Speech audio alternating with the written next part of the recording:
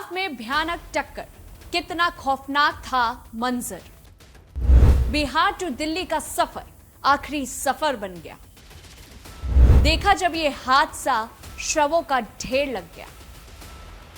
भयावह मौत का मंजर, लाशों का लगा अंबार। नमस्कार, मैं हूं आपके साथ जूही तोमर और आप देख रहे हैं न्यूज़ 1 इंडिया। गांव घर से निकलकर कमाई करने दिल्ली चले थे।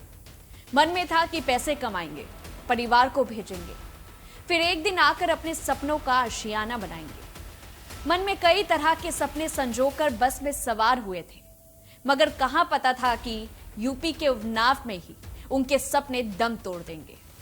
यूपी के उन्नाव में बुधवार तड़के ऐसा सड़क हादसा हुआ कि चारों ओर चीख पुकार मच गई। इस चीख पुकार की गूंज बिहार के सीतामढ़ी, शिवहर जिले से लेकर चंपारण जिले तक सुनाई दी।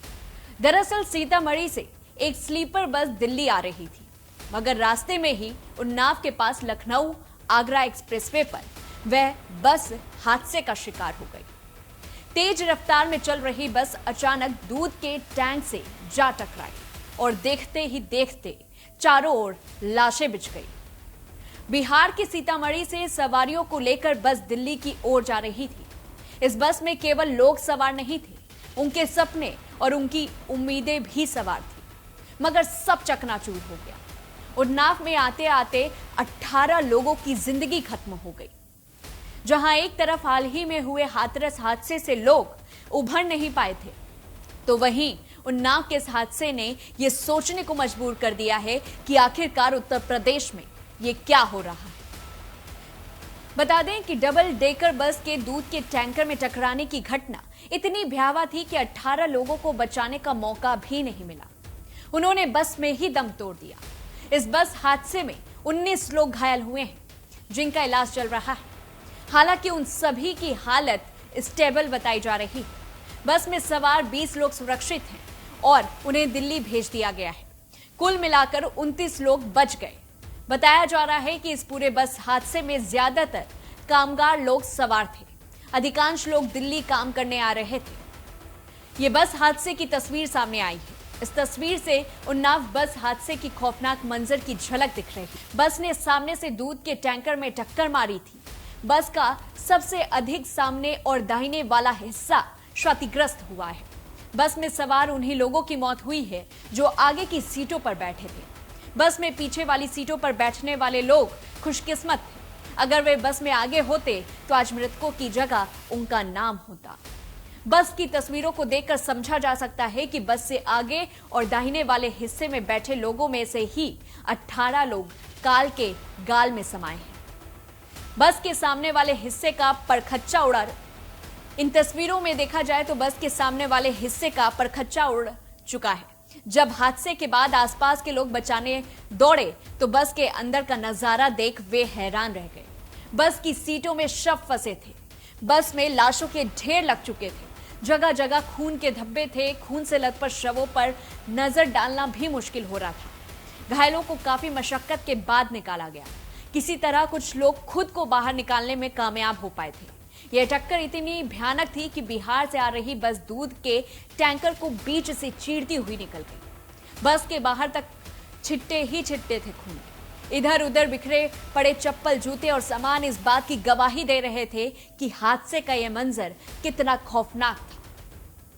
वहीं इस पूरे हादसे को लेकर के सीएम योगी आदित्यनाथ ने ट्वीट किया और इस घटना पर शोक जताते हुए कहा कि उन्नाव हादसे में हुई जानहानि अत्यंत दुखद एवं हृदय विदारक है। मेरी संवेदनाएं शोकाकुल परिजनों के साथ है। जिला प्रशासन के अधिकारियों को मौके पर पहुंचकर राहत कार्य में तेजी लाने के निर्देश दिए गए। वहीं प्रभु श्री राम से प्रार्थना है कि दिवंगत आत्माओं को अपने श्री चरणों में स्थान एवं घायलों को शीघ्र स्वास्थ्य लाभ प्रदान करें।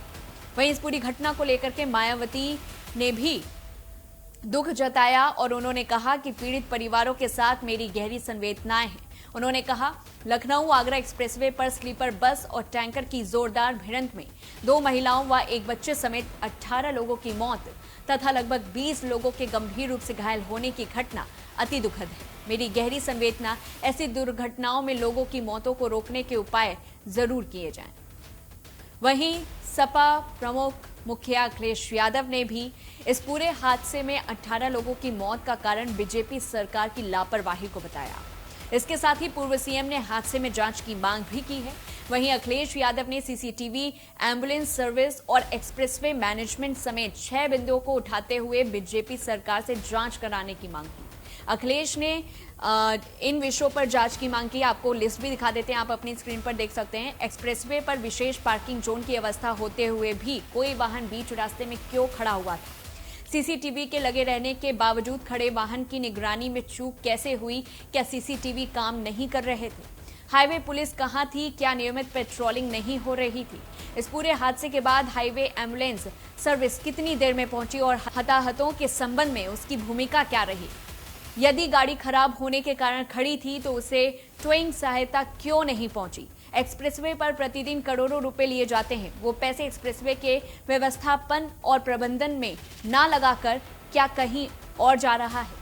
इस पूरी रिपोर्ट को लेकर के आपकी क्या कुछ राय है, हमें कमेंट बॉक्स पर बताएं। तब तक के लिए देखते रहिए News1 इंडिया।